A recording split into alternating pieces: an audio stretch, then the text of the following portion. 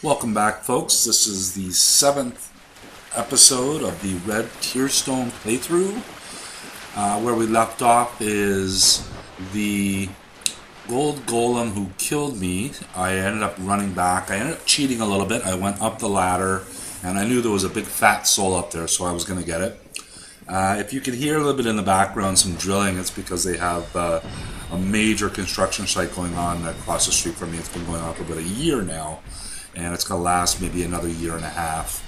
Anyways, so this is what I was saying about the Gold Golem with dusk on his shoulder there in that crystal. So once you see, actually, never really paid attention to it. I've probably seen it 100 times and never put two thoughts together on it. But you see her in there, and then once I kill him, then she kind of jumps down from his shoulder, so that totally confirms that she's in that crystal. So what this playthrough is going to be all about, it's actually going to be kind of boring, guys. Sorry, I'm in that kind of area where there's not that many bosses left. I really don't want to attack Beatrice, or I don't want to summon Beatrice yet and kill the butterfly boss. I want to actually go get the apprentice in the lower Unded Burg as soon as possible. Good news though, and I got great news, I just got my notification that I can now post longer videos, more than 15 minutes. I went on YouTube and I tried to find out what does that mean. Can I post 20 minutes, 30 minutes? I sent a message to a friend, a German spy, and hopefully he'll get back to me. What I'm guessing is now it's unlimited. I can start posting hour-long videos. I don't think I'll be going that long, maybe 30 minutes, 40-minute videos. So here she is. I end up kind of screwing up on this one here. Obviously you accept her question, say yes, and then you want to run back to her summoning sign, summon her, and I bought a spell, but I forgot to buy the catalyst, because I always keep on thinking that the catalyst is going to be on her dead body way at the back where the DLC comes into effect. So I do a little bit of running here, blah blah blah. If you guys want to fast forward it a little bit, go ahead. It's just me going back and forth. Unfortunately, the blue golems they get kind of spooked, so I got to fight them off here. I remember when I first started playing this game, I ended up summoning her, and I didn't kill those golems, and they actually attacked her, and she just stood there taking it, and she got killed, and I couldn't buy any of her spells again. So I know very well now that you have to kill. They say kill all four, but just kill the two that are down by the pond here.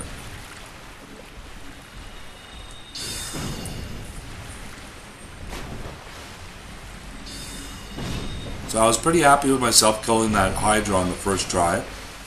I kind of suspect, and I don't want to jinx myself, that I believe the gargoyle bosses are going to be kind of easy too if I summon Solaire. So like I said, I'm going to not summon Solaire the first time, and that's why I want to kind of beef up everything and get the apprentice for some better spells.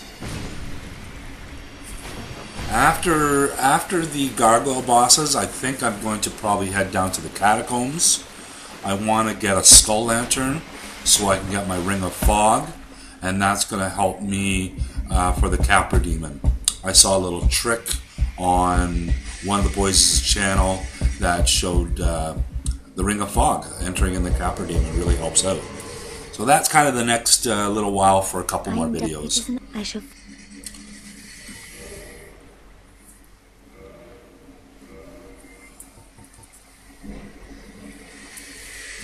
So there's the Shyamalan. Now I'm going to start pretty much playing online here pretty soon. I am online. I'm just playing in zombie form. So I want to get that for any pesky invaders. I'm going to try and see how silly it's going to look when I use that spell and I have that big glowing orb around my torso. I'm wondering if that's going to come out of like the jar or whatever I turn into a tree, and the tree's glowing. You know what I mean? Like, that's just gonna look stupid. Maybe funny at the same time too. So that's why I bought that spell. So again, here I running back. I'm really happy now that I have the Crown of Dusk. That really helps out.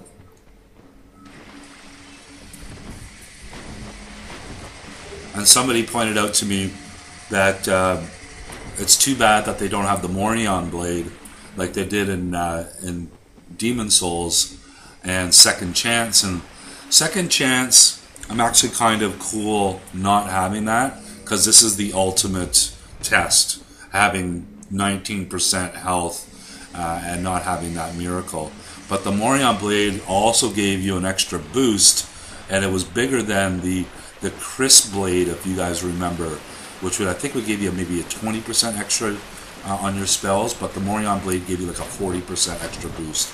So I'm kind of missing that more than the Second Chance spell, to tell you the truth.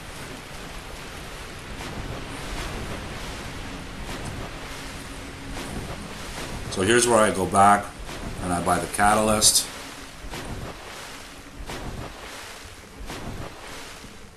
Those two guys aren't, they're aggroed a little bit, but by the time they get down to me, I'll have the Catalyst in my hand and everything. And look at the difference right away. I think my, what does it say, 142 to 180, so that's a big jump.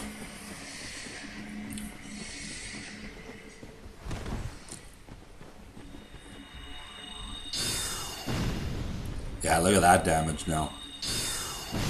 Boom, in midair, baby. So I was actually going to pull out my sword and take this guy on, and look what I end up having in my hand instead. And it was like, oh shit, no! Oh yeah, I'll get a one shot. What did I do? 36 damage. Yeah, I don't think so. And look at that, I should have been dead there. I didn't realize that the cliff or the side of the hill was at my back. So I got away with one, just making sure she's safe, and I'm going to homeward bone back to the last bonfire. So what I want to do here is, since I'm going to be heading down to the lower Unded Burg, I got to get the key first too from the merchant, is I want to save my souls now. I need 20,000 souls for the Bellowing Crest Ring. That will give me a percentage increase, a 20% increase on my spell damage. So I got to save that up. And I think by killing the gargoyle bosses will definitely give me a helping hand towards that. So that's definitely going to be coming up pretty soon. Now, I forgot to turn off my online status, and this Mason guy kept on bothering me for help, and you know, I can only save you guys so many times. What I ended up having is he was in the sewers and got cursed and didn't know where the curse, where to buy the purging stones from. Anyway, so what I do here is I'm thinking I could use some poise, you know, take that Ring of Favor off. So I just do a mad dash. I know I said I wasn't going to do this, guys, but I knew I wasn't going to do the butterfly boss right now, and I just didn't want to kill all the bosses and just grab the ring. So I figured just a mad dash, an extra 3 or 4 minutes.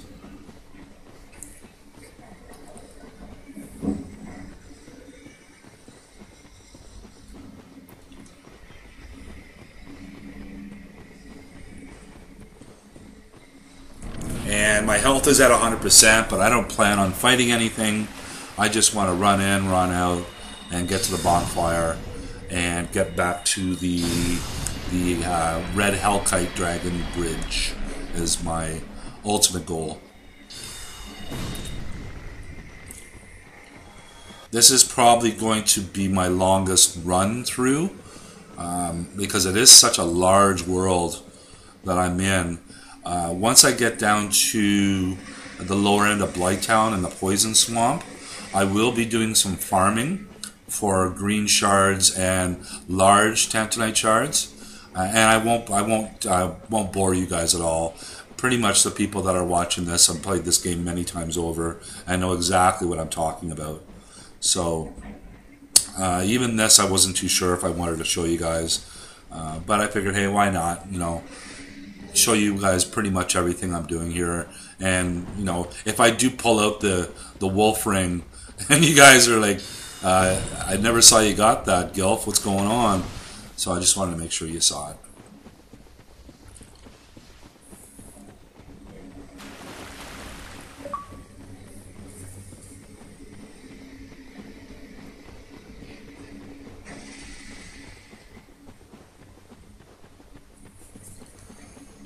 It's nice that the Tantanite demon is dead.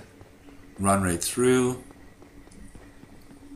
As you can tell, I'm not really upgrading anything, guys. You know, no point in me wasting money on shards to upgrade the long sword or anything like that when I'm pretty much, you know, not using any weapons besides magic and my bow. I will be upgrading that bow pretty soon.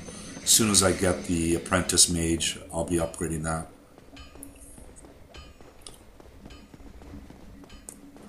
And I'm not going to bother upgrading any armor as well, not until I get further on. Because I just find it just a waste of money upgrading a low-level armor set, and then, you know, half an hour later you change your armor set because you find something better. And that was a close dodge right there.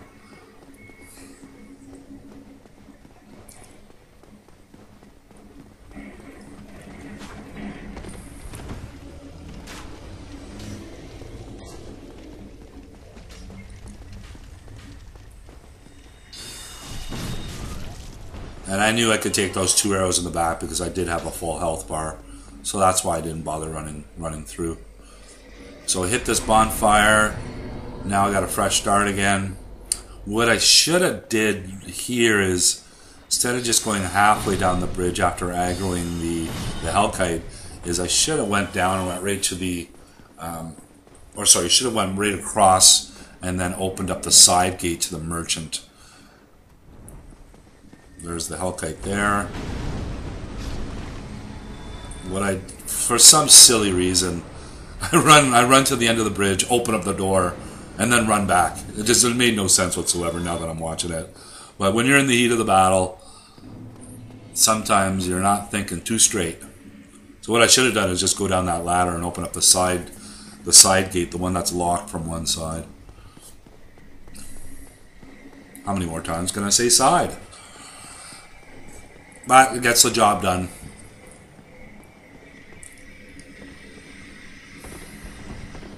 And again, I'm not wasting any souls on any kind of repair box, upgrade box, not until I get that Bellowing Crest ring.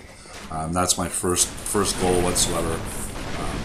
I could have made the video too where I used the shortcut in the Unded Burg to jump down to the lower Unded Burg, if anybody knows about that one. Thank you. But I thought that was kind of cheating. Not a lot of people might know about that or have done that. So this is just a normal playthrough like anybody else would do.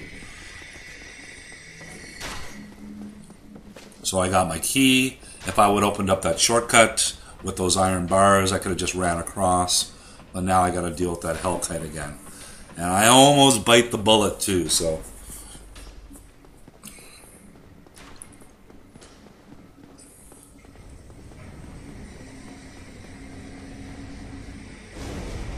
Yeah, right there.